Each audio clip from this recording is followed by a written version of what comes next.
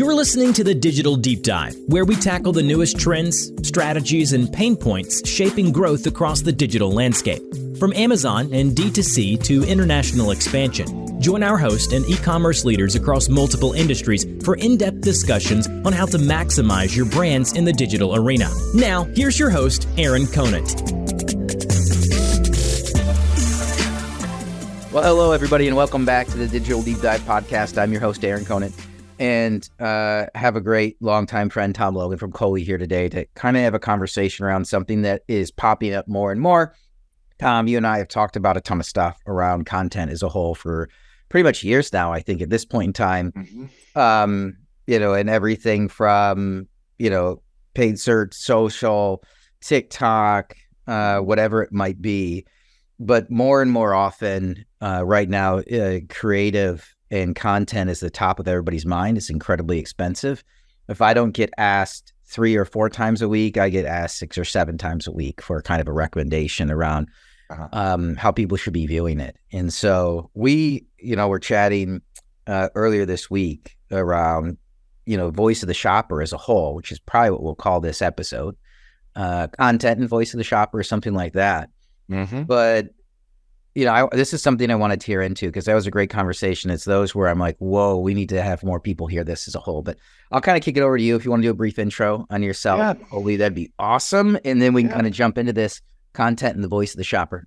Definitely. So awesome to be here with you. I love these conversations and love what you bring to the table as far as not just a host, but just like an immense wealth of expertise and knowledge. So you get to chime in a lot today. Coley's been around for about 7.5 years. We focus on content generation for consumer brands. So photos, videos, and product reviews.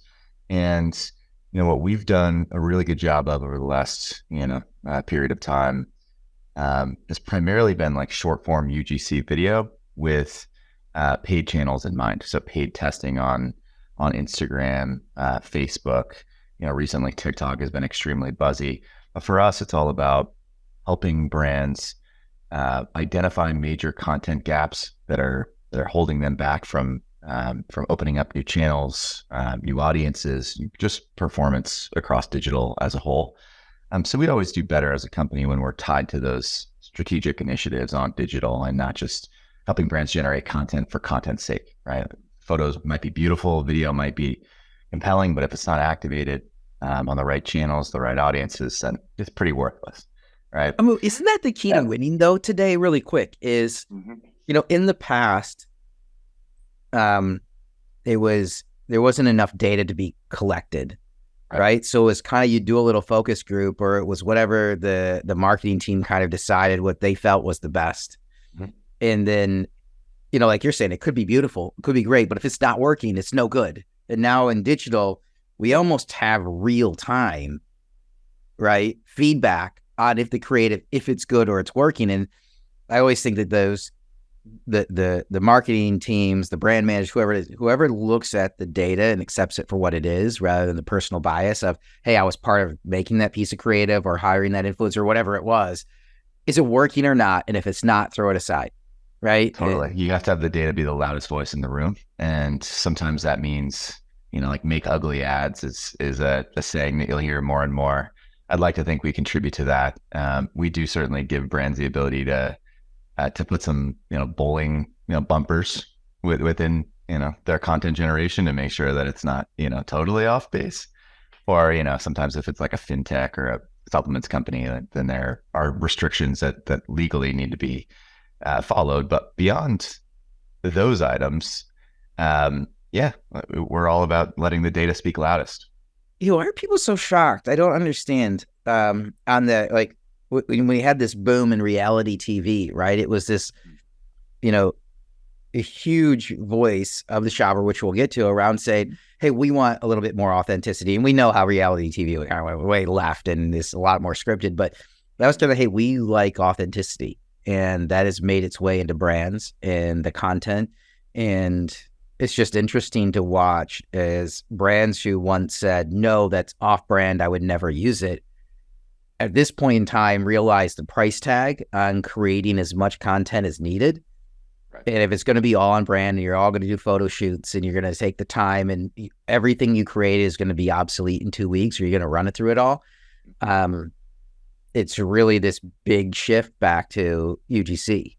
And now, Well, yeah, anyways. yeah, I mean, that's what these channels are calling for too, right? It's not like they just aren't equipped to create that level of content in-house, which they're certainly not.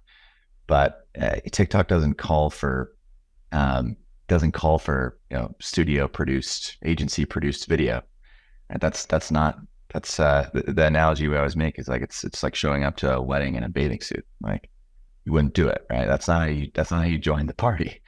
So we'll get into what authenticity means here in a minute when we talk about like testimonial video versus more highly scripted UGC or even like elevated influencer type stuff.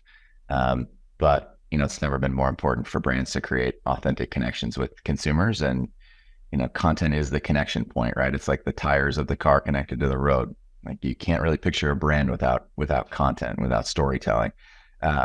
That just takes on a variety of different forms now and looks a lot different than it did even a few years ago. Yeah. And one more thing before we actually get into, a lot of different the methodology and everything else is for the brands that are out there that are listening and saying, hey, my executive team, or maybe it's a smaller, a lot of times we run in this like a high end, still privately held fashion company saying, I won't do UGC. What is that conversation that they need to have with their team or their management, their executive team, the founder, the owner, to say, hey, we should at least give it a try? What is, I don't know if you have any pointers on how that conversation goes.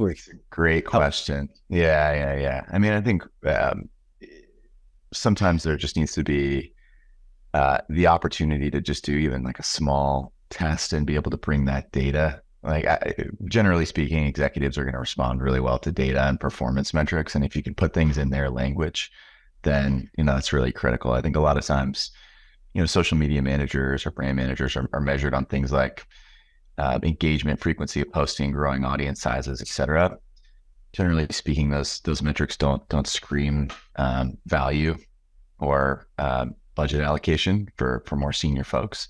But if you can run side by sides or even come up with clear examples of what competitors are doing that might be in those similar types of spaces, and be able to say like, hey, listen, if you go to TikTok and you type in our brand, like, look what's coming up. It's Coach, it's Bulgari, it's just name dropping quality clients at this point. But the point is that like you need to be a part of these conversations and maybe just try to understand where the real like brand control or brand fear is coming from.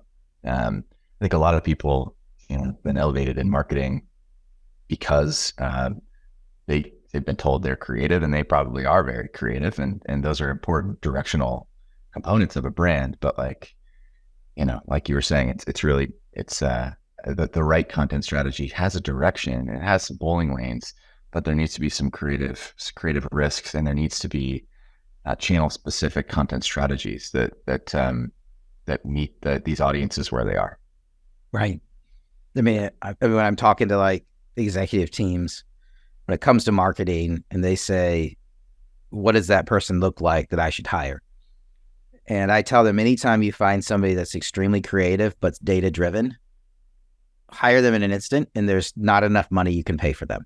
Completely agree. I think that's the future of that role, is someone that is extremely creative, is excited about telling different consumer stories, is tapped into the audience, but also is willing to take some risk and is willing to let the data speak loudest. Right. But it's as it's actually not, it might sound really practical or really like it should be a very common thing. It's not. It's like this left brain, right brain person you're talking about. Yeah. And it's, for the longest time, the data and analytics could all be farmed out to something else, and we didn't have all the real time until digital took place. And let's be honest, like until the pandemic hit and started to take off, there was a lot of neglect from larger companies in this space, and the e-com teams were doing cute little things over in the corner. Oh, aren't you sweet? That's funny. Don't be disruptive. And then all of a sudden, hey, by the way, we need you to spearhead everything. You're our only revenue channel for the next 6 months. So, Well, let's talk about the pandemic. More so what it's done to consumer trends. We don't need to rehash everything that happened during that time period, but what we're looking yeah, at we should now get ultra political, shouldn't we? This should be fun. oh yeah, definitely. Offend Yeah. 50% of the audience. It'd be awesome. Yeah. We'll unpack the Republican primary here. Yeah, no. But what's clearly transpired is like trends towards digital, towards e-commerce, that are sticky and not going away. I mean, we're seeing, or what we've seen here is a 55% spike in aggregate in e-commerce spend from 2019 to 2023, and we've probably accelerated anywhere from 5 to 10 years ahead of pace as far as where projected e-commerce spend was going, and a lot of that is in the grocery space as well, but it's fairly spread out. Like every category, every vertical has seen some degree of lift. So, and the idea that this wasn't that uncommon of a thought even a few years ago, like, oh, online is like cannibalizing our brick and mortar, or online only comprises 5% of our total sales. So like, why would we dedicate any more than 5% of our resources to digital? As we know, like there are a variety of different digitally influenced metrics that we can certainly discuss. And there's the, research offline or online buy offline now. Those metrics are staggering. We'll get into some of those, but there's certainly a deep interconnectedness between e-commerce and commerce, to the point where I would just call it commerce. Yeah. I mean, for sure. And with that spike, we can try to jump into the content side of the conversation now, is the demand for larger amounts and different types of content exploded. And that's right. They can't keep up. And so I guess, like, from your point of view, just because you live in this space, like the UGC side, like, how has it changed? And then now, like, are there new places you're seeing it pop up being used that you're like, hey, people never even thought about this 3 years ago, but this is now something that's almost table stakes, maybe not quite yet, but will be in the next like 6 to 12 months. Mm-hmm.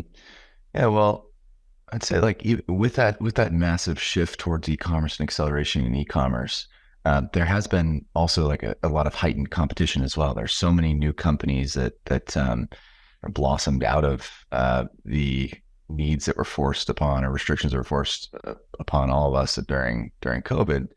And what that means is that when someone actually lands on your product page, on Walmart, on Target, on your own brand website, like, you as a brand need to make sure that you are doing everything in your power to get that individual the brand confidence, brand trust that they need to feel good about making a purchase, but you need to be able to get them really high quality information about the product in a quick fashion that's going to push them across the finish line. Right. And it's like the product page itself is certainly part of the consideration stage as we think about that. And I think the funnel overall is kind of like a lot less linear than it was. And I think even you could say like awareness through consideration is probably a little bit even outdated with consumer journeys looking like what they look like today. But like, again, it comes back to these product pages. How can you optimize them? What's the content that site visitors, would-be consumers are really desperately looking for? And how can you make sure to give that to them? Walmart and Target and others have proxies to help encourage their vendors to do more with content, and in the form of content quality scores or content quality scorecards, retailer scorecards. I mean, there's a few different names for them that float around depending on the channel. But what we can do there across the board is ensure that they have an always on content strategy that treats these product pages like the living, breathing organisms that they are. Old way, you launch a product page, you slap some reviews on it, do a little bit of sampling, get some images on there, and you just kind of forget about it. And that ain't happening anymore. It's a significantly different beast. meaning that you need to launch a product with sufficient amounts of product reviews, and we'll get into like UGC testimonial videos as well. But then you need to also make sure that as the months go on, that you have recent reviews as well, because recency is playing a huge, huge role in buyers' perception of a product. If they don't see any reviews that have been left within the last 6 months, they're going to bail.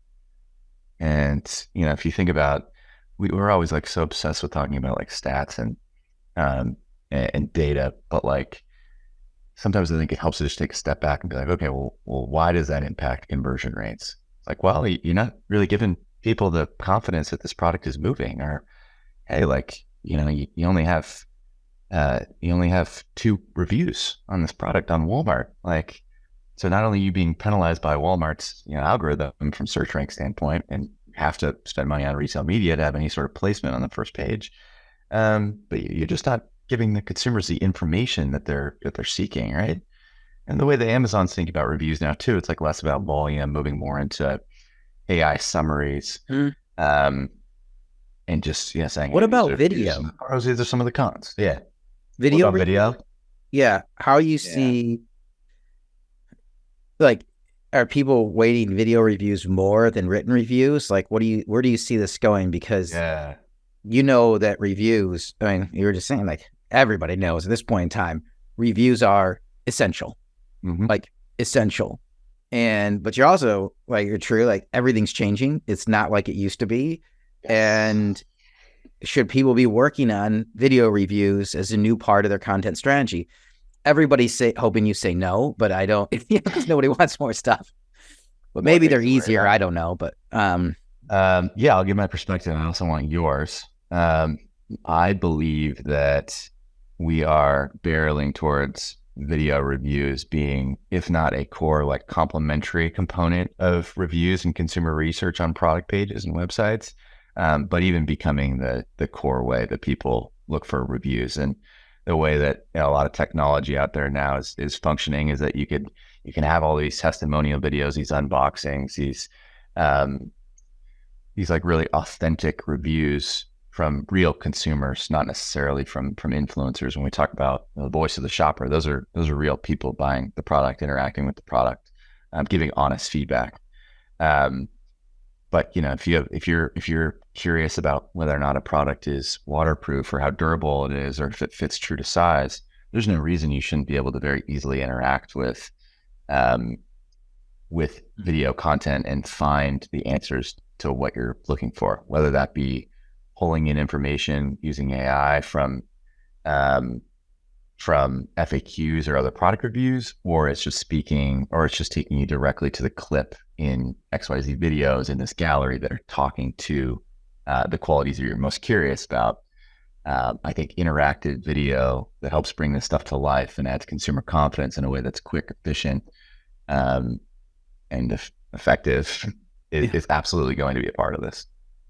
No, I love the fact that, the voice of the shopper.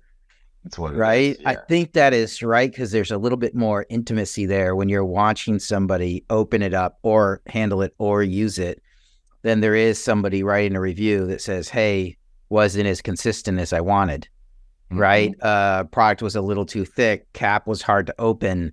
Like, what does that even mean, right? When you're looking at it, if it's...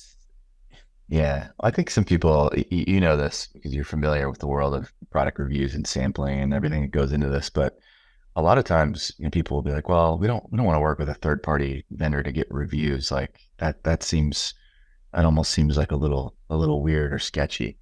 I would counter that by saying, well, the data doesn't say that there's any difference in impact in terms of conversion rates, and when we think about like AI summaries becoming more and more important or more and more commonplace, don't you want reviews that are really in depth and that are speaking to the areas of the product that you want to make sure to highlight?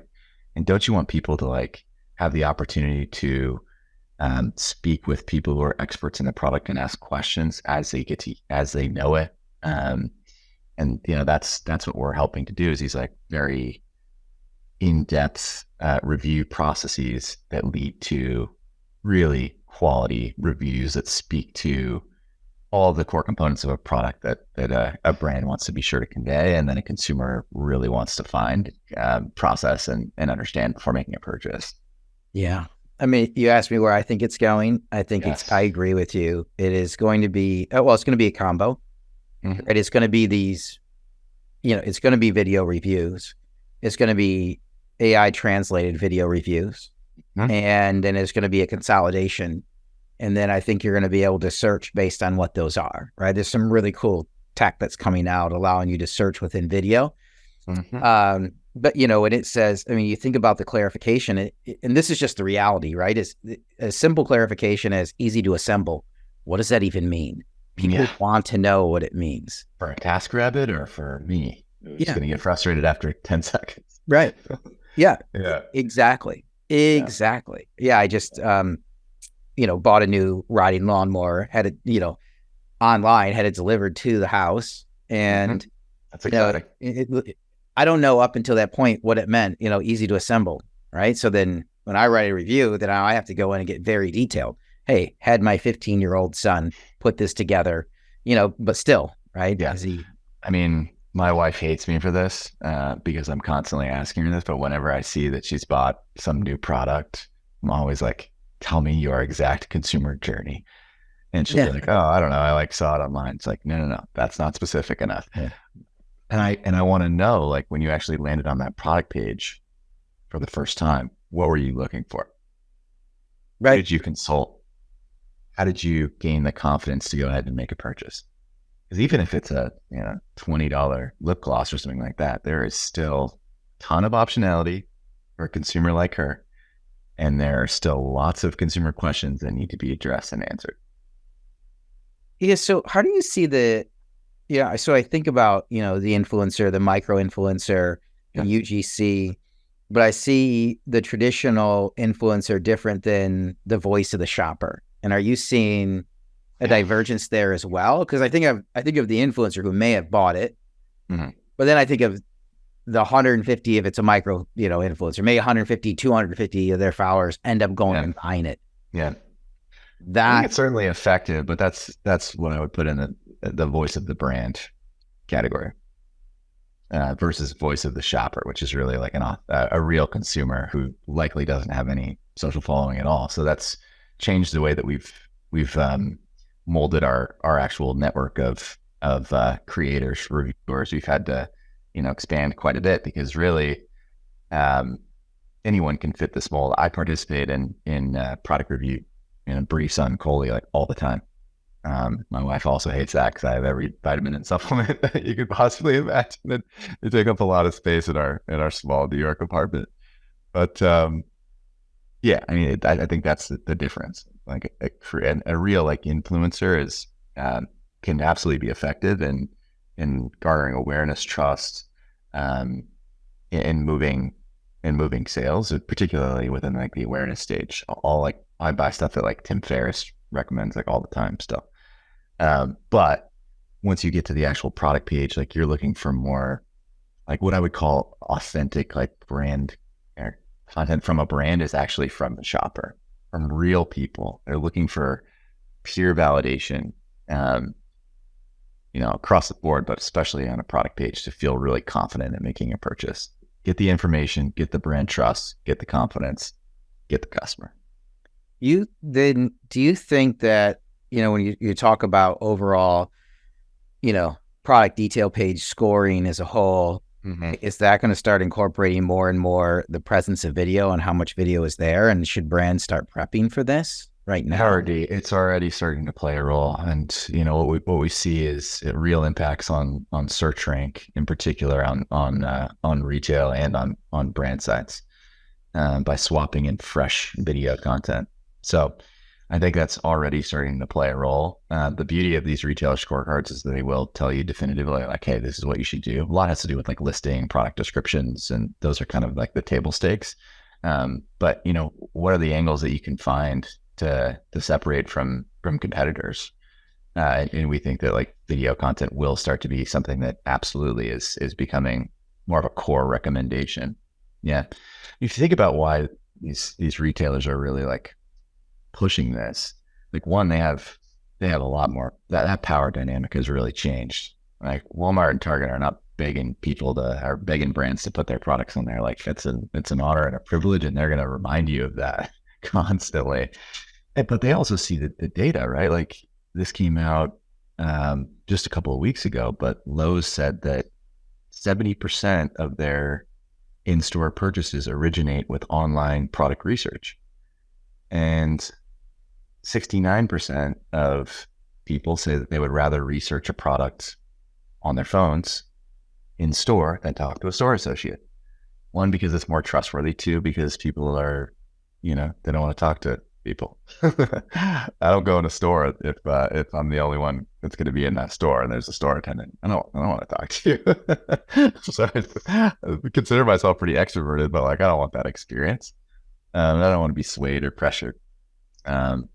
So yeah, I mean that's what people are doing. People in Target are on their phones, looking at information about these products on Target.com. So we talk about e-commerce versus commerce. Like, man, it's digitally influenced sales continue to spike from a percentage standpoint. I think we're at 65% now.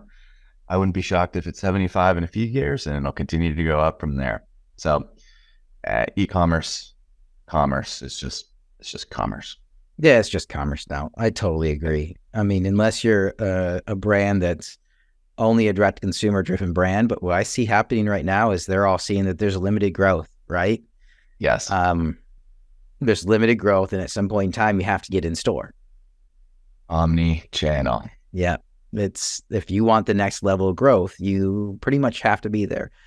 Few isolated cases where it's not necessarily true, but for the most part, that's if you're looking to brand, you're looking to grow, you're going to hit to, there's going to be a threshold that you can't grow anymore unless you get in store, or you can't grow at the rate that you want. You talk to a ton of brands who started off focused on D2C. Are they generally pretty quick to realize that they need to establish like real, reliable omnichannel presences, or is there a decent amount of pushback? Like, hey, this isn't our DNA. What do you hear when you have those conversations? Amazon's obviously part of this too. Yeah. Yeah. I think if we go back to voice of the shopper, the reality is they want to see them in the store. Mm-hmm. And the tough thing that happened, if I think about it during the pandemic, when it hit, is anybody could grow an e-commerce storefront in a pandemic, right? It made a lot of brands look really good and really smart. We know them all, who then are like, oh my goodness. And that is everything from mattresses to CPG. And then what happened is, all of a sudden you get to a point where people are going back in store, and these brands are starting to see their sales slow, if not go down. And at that point in time, for the longest time, they're like, there's no way we'll ever be in store. We're direct to consumer only. We're going to protect our brand, and people are going to desire us and want us. No, people are going to Costco, right? Like that's the reality. And they're going back into that store. Now they don't have to wait in line, and there's not a restriction on number of people could be in the store at any point in time. Mm-hmm. They're going back in there, and they want to buy the in-store experience, the Walmart, the Meijer, I'm here in Michigan. Yeah. And they and so it was for a few years there. No, and now they're scrambling. They're scrambling to get on a store shelf. Yeah. And the ones with a lot of foresight that I was really commending were the ones that were, when you're talking like middle of 2020, and they're like realizing then I need to get in store, and they're actually, 6 months into the pandemic, they're trying to talk to Walmart buyers, and they're getting it set up, and it paid off, and they won and they got in. Yeah, that's great foresight. Yeah, but it'd be easy to look at those ROAS numbers on Facebook from 2020 and be like, we're chilling, we're good. Yeah. Oh, for sure. And again, it made a lot of agencies look good. That made a lot of marketers look good. A lot of people look good. Yeah. And then a lot of staff founders too. Yeah. Oh yeah. Right. And I was I was just chatting yesterday with some old friends around, when the pandemic first hit, there were like 1,000 people who knew digital. Anything from Amazon direct to consumer to paid search and social.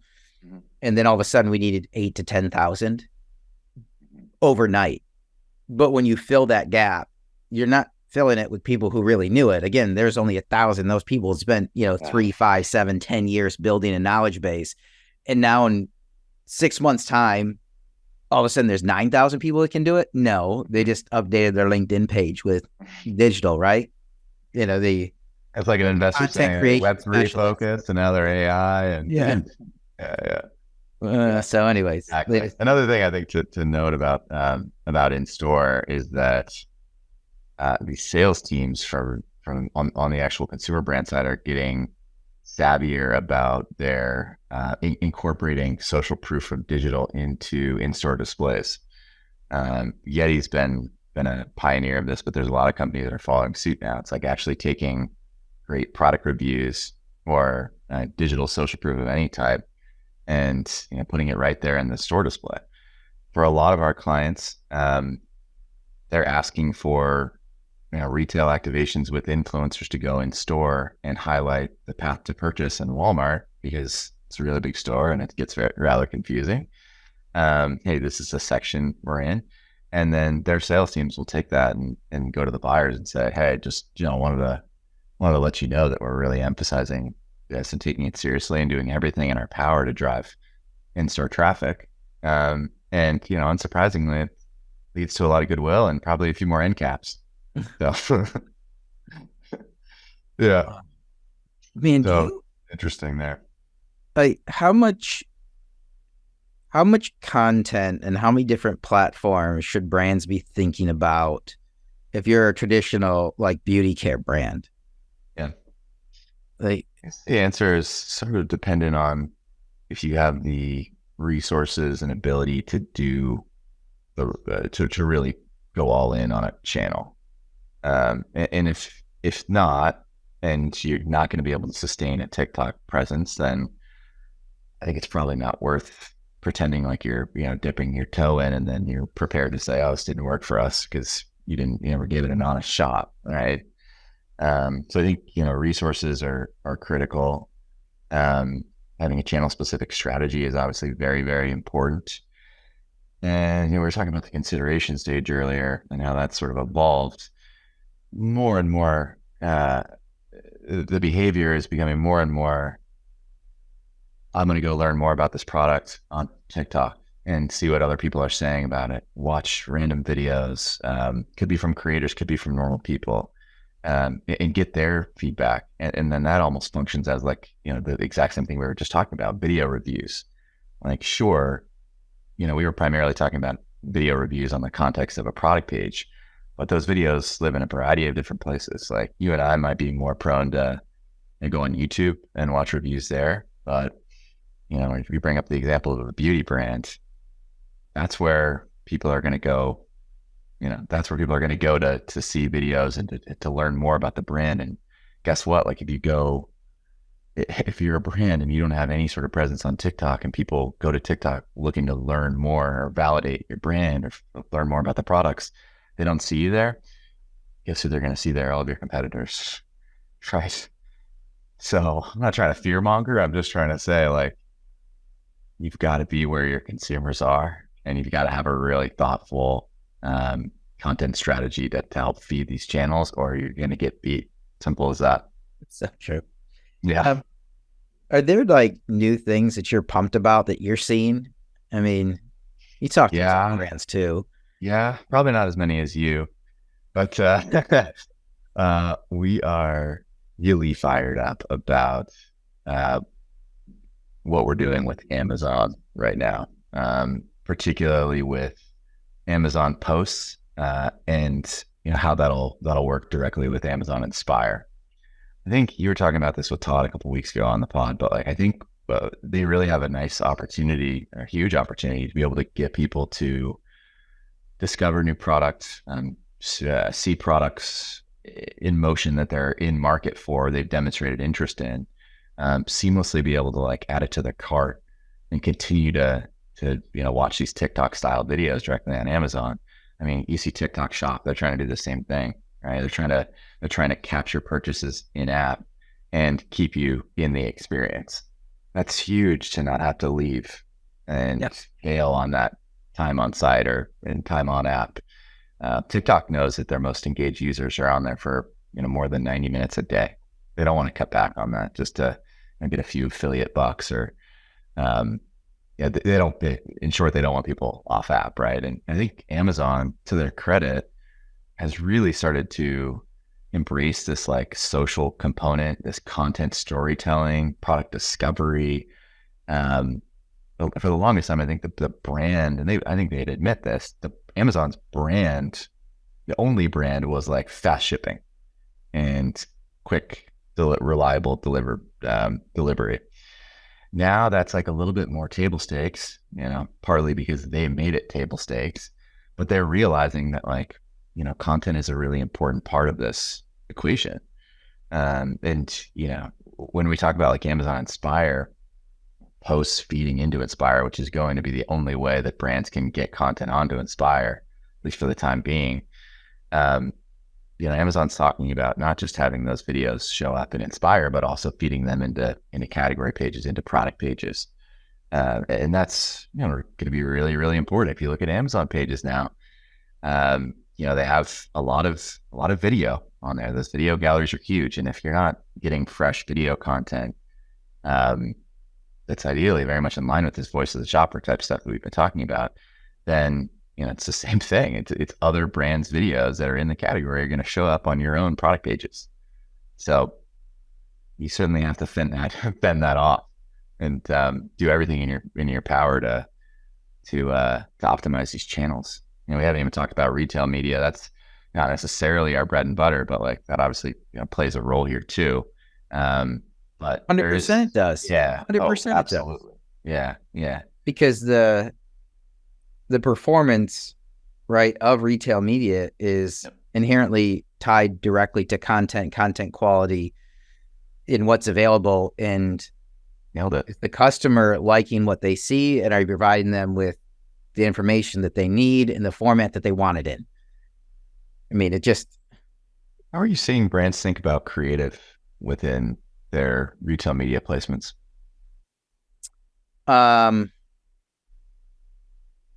Here's the ideal. Mm-hmm. Here's the idea. The ideal is I have, and it's all based on AI, and we're not there, but I think we will be there in 16 to 24 months. That I have creative that's AI generated, that's trusted, right? So there's going to be some carve outs, pharma and stuff like OTC pharma or FDA regulation or alcohol. But the fact that I could have content, if we look at content on the detail page, wherever it is, being generated and constantly optimized. And so you're going to have some kind of scoring tool that then looks at your products and your competition and makes suggestions, right? And so we've got, like some friends over at Visit that kind of do this, right? Yeah, I know Jahan's working on this, and Profitero has I know you're just talking about that too. It's like, what is it? Ask Profitero. Yeah. Their AI tool. Now, yeah. What if you don't even have to ask? What if it automatically knows that this gets to the next part to create that new asset? Got it. And I played around with a lot, obviously ChatGPT and the dollies. The tough part with some of them is they don't quite get it right, so you can't just let it loose because they're a little left to center. It's moving though. Yeah, it's improving. And once it gets to the point where you've got your own guardrails, and I almost think that like brands are going to upload, like they're going to go get 100,000 assets around the brand and put it in that lake and have the AI go make something out of this data rather than the internet data. Yep. But then if it can update that real time and optimize, but then when we talk about retail media and the ads that are taking place with retail media, if they can do the exact same thing, and then rather than me trying 1 or 2 or 3 ads, it's actually generating 20 ads, 20 different assets, seeing which ones are working based on demographic, and then optimize those, which doesn't mean there's going to be one that works. There's going to be 5 or 6 that work, or maybe there's 20 that work, and it keeps iterating over and over again, but then it's also creating the next ad automatically. That's where it's going. That's where I believe. You literally just articulated our 3-year roadmap. Well, No, I it's a mean, good, yeah, I mean, so I completely agree with you. I think that what our platform will be able to do in a few years' time is to be able to look at digital performance across any channel, whether it be social, paid social, on-site, or retail product pages, and basically have a big control panel and say all these lights are flashing green. Okay, now these 3 are flashing red. What attention do they need? The system should be able to say, okay, we don't have recent reviews, or hey, on TikTok with this specific ad set or this new product, we're starting to fatigue. We need fresh content. There's absolutely no reason why our platform can't take in all of that data, use AI to craft a brief that leads to it, guides creators to create content or reviewers to review products, or even taps into Gen AI components of the platform as well, and immediately optimizes that experience, that digital experience. And you don't even have to, this thing should run on autopilot. You shouldn't have to go and get a flag that says, hey, you need new content. Do you want me to solicit more reviews? Yes or no? Yes. I mean, how killer would that? Yeah. I mean, I talk about this every day and I'm still getting chills just thinking about this. But it's possible now. It wasn't possible a year ago. It is great. It is now. And here's the thing: as I say, 16 to 24 months, the rate at which everything's improving, it might be 10. I know, it's like exponential. It's crazy. I mean, that's what I get pumped about, because I think, marketers, digital marketers, and I always bring this up, is, I mean, they've been hit hard with what they've been. You took a traditional marketer 3 years ago, and now you're saying learn digital. And here's a massive budget, and here's 45 tools you have to learn to use. Oh, by the way, justify where the spend went. Yeah, yeah. And just to have fun playing whack-a-mole on digital and trying to fight this stuff back and never being able to stay ahead of it. Yeah. Just have fun drowning. That's Yeah. basically what we're looking at. Yeah, and at the same time, I mean, you think about the money that was flowing into all these different startups that anybody, and so then they're being solicited with 150 different startups that we're the perfect tool for you. We make everything easier. What we're seeing right now is that money dries up.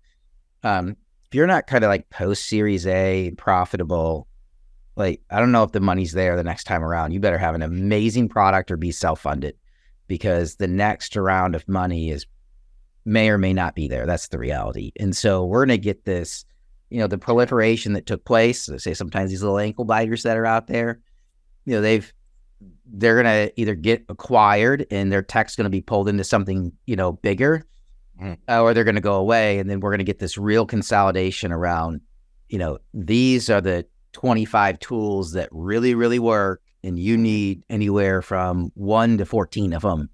And, it's not, hey, there's 250 that might work and may or may not be around, half of them might not be around a year from now. The goal for, a company like Coley is always just to be referred to as like, of course you work with Coley. Yeah. It's like a table stakes vendor, right? It's like running Facebook ads, or, using Google Analytics or something like that. That's the goal. Klaviyo's done a pretty good job of that. Speaking of SaaS IPOs. Yeah. You're doing all right. Yeah. Doing all right. Yeah. I mean, if you'll hear email marketing, like, push you're on Klaviyo, right? Yeah. All the other guys. Same type of thing. It's funny because Attentive in the SMS space and Klaviyo in the email space, and both trying to develop the Yapo too, in a way, trying to get in that world. Yeah. Yeah. So crazy. Yeah. Anything else that you think is worth hitting on, voice of the shopper related? Because I know you're so tuned to what's going on in these retail channels and all the vendors looking to solve these problems. Anything else you think is worth hitting on? Yeah, I think that I wanted to do this episode around voice of the shopper, and we could go deeper and deeper and deeper on it. But because so many times people forget the voice of the shopper, they're so wrapped up in the day-to-day, in the nitty-gritty, in the performance of retail media, and replatforming, or where am I getting content, or how much content do I need, or pricing or channel management. There's 150 different things they're working on every day. And I really like this idea of, your shopper. Like, what are they saying? What are you listening for? And then if they're saying it, or, 10 people say it, like, you have to pay attention. You have to be paying attention. I'll tell you what, I was just writing on the subject, but we actually have a lot of our clients, we've been really pushing them to do this, and it's working, is they'll actually use Google Bard to do an analysis of the most common negative sentiments from their reviews on a specific product. And they'll get those like top 5, concerns or negative sentiment. And then what they'll do is say, okay, take these 5 things and then give me hooks for Instagram or TikTok ads that address these. Or, even they can think about it internally. It's like, okay, I think this is actually just like a confusion around the way we're positioning it, or, a variety of different things. But there's a lot of learnings in like 1-star reviews. And I mean, sort of paradoxically, there's a lot of people who look at just go straight to 1-star reviews on a product page. Those people are still 114% more likely to convert.